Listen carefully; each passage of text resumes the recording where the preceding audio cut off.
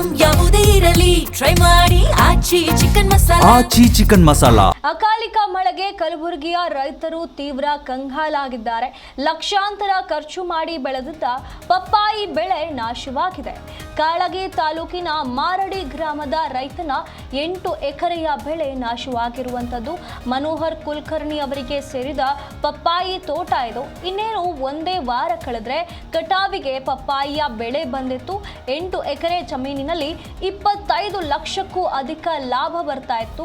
ಆದರೆ ಮಳೆಯಿಂದಾಗಿ ಇಂಥದ್ದೊಂದು ಅವಘಡ ಸಂಭವಿಸಿದೆ.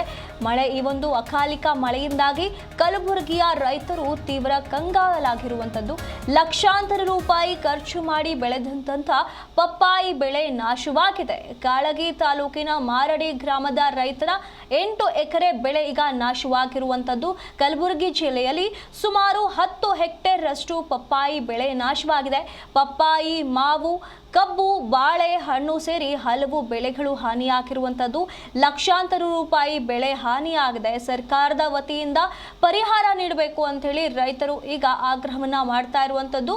ಒಟ್ಟಾರೆ 25 ಲಕ್ಷ ಲಾಭ ಬರುವಂತ ಬೆಳೆ ನಾಶವಾಗಿದೆ ಅನ್ನುವಂಥ ಮಾಹಿತಿಯನ್ನ ಈಗ ರೈತ ನೀಡ್ತಾ ಇರುವಂಥದ್ದು. ಇನ್ನೇನು ಒಂದೇ ವಾರದ ಕಳೆದ್ರೆ ಕಟಾವಿಗೆ ಬಂದಿತ್ತು ಪಪ್ಪಾಯಿ ಬೆಳೆ. ಆದರೆ ಅಕಾಲಿಕ ಮಳೆಯಿಂದಾಗಿ ಇಂಥದ್ದೊಂದು ಅವಘಡ ಸಂಭವಿಸಿ ಲಕ್ಷಾಂತರ ರೂಪಾಯಿ ಖರ್ಚು ಮಾಡಿ ಬೆಳೆದಿದ್ದಂಥ 8 ಎಕರೆಯ ಬೆಳೆ ನಾಶವಾಗಿರುವಂಥದ್ದು. ಪಪ್ಪಾಯಿ, ಬಾಳೆ, ಮಾವು, ಕಬ್ಬು ಈ ರೀತಿಯಾಗಿ ಹಲವು ಬೆಳೆ ನಾಶವಾಗಿರುವಂಥ ಕಾರಣ ರೈತರು ತೀವ್ರ ಕಂಗಾಲಾಗಿದ್ದಾರೆ.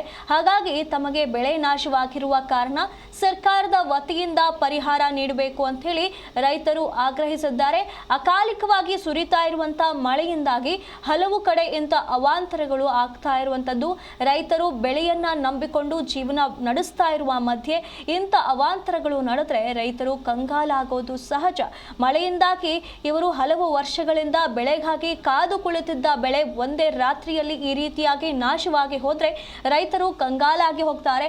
ಸಾಲ ಸೂಲ ಮಾಡಿ ಬೆಳೆಯನ್ನ ಹಾಕಿರ್ತಾರೆ.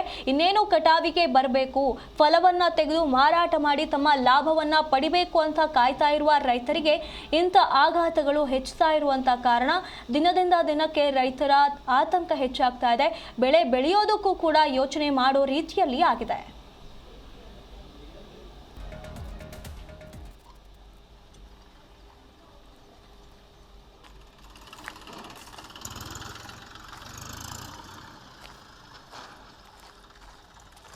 ಈ ಬಗ್ಗೆ ಹೆಚ್ಚಿನ ಮಾಹಿತಿಯನ್ನು ನಮ್ಮ ಪ್ರತಿನಿಧಿ ಭೀಮಪ್ಪ ನೀಡ್ತಾ ಹೋಗ್ತಾರೆ.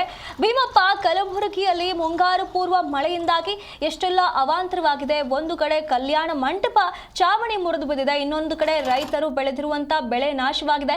ಹಾಗಾಗಿ ಸದ್ಯ ಕಲಬುರಗಿಯ ಜನರಲ್ಲಿ ಆತಂಕ ಹೆಚ್ಚಾಗಿರೋದು ಸಹಜವಾಗಿರುತ್ತೆ. ಹಾಗಾಗಿ ಏನ್ ಹೇಳ್ತಾರೆ ಅಲ್ಲಿನ ಜನತೆ? ಹೌದು ಸುನಿಧಿ, ಏನಂದ್ರೆ ಕಲಬುರಗಿಯಲ್ಲಿ ಮಳೆ ಅವಾಂತರನೇ ಸೃಷ್ಟಿ ಮಾಡಿದೆ ಅಂತ ಹೇಳ್ಬೋದು. ಸೇಡಂ ತಾಲೂಕಿನ ಮುದೋಳ ಗ್ರಾಮದಲ್ಲಿ ನಿನ್ನೆ ಏನಂದ್ರೆ ಮದುವೆ ಕಾರ್ಯಕ್ರಮ ನಡೀತಿತ್ತು.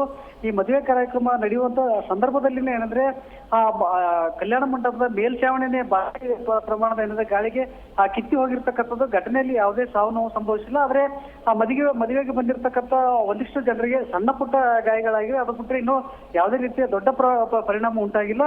ಇನ್ನು ಕಲಬುರಗಿಯ ಕಾಳಗಿ ತಾಲೂಕಿನ ಮಾರಾಡಿ ಗ್ರಾಮದಲ್ಲಿ ರೈತ ಮನೋಹರ್ ಕುಲಕರ್ಣಿ ಎಂಬುವರು 8 ಎಕರೆ ತಮ್ಮ ಜಮೀನಿನಲ್ಲಿ ಸುಮಾರು ಏನಂದ್ರೆ 10 ಎಕರೆ ಜಮೀನಿನಲ್ಲಿ ಸುಮಾರು 25 ಲಕ್ಷ ರೂಪಾಯಿ ಅಷ್ಟು ಪಪ್ಪಾಯಿ ಏನಂದ್ರೆ ಬೆಳೆ ಬೆಳೆದಿದ್ರು.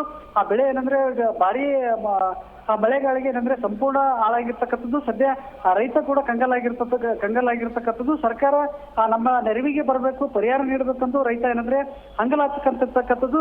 ಸದ್ಯ ನಿನ್ನೆ ಸಂಜೆ ಸುರಿದಿರ್ತಕ್ಕಂಥ ಕಲಬುರಗಿ ಜಿಲ್ಲೆಯಾದ್ಯಂತ ಭಾರಿ ಏನಂದ್ರೆ ಮಳೆ ಅವಾಂತರ ಸೃಷ್ಟಿ ಮಾಡಿದೆ ಅಂತಾನೆ ಹೇಳ್ಬೋದು.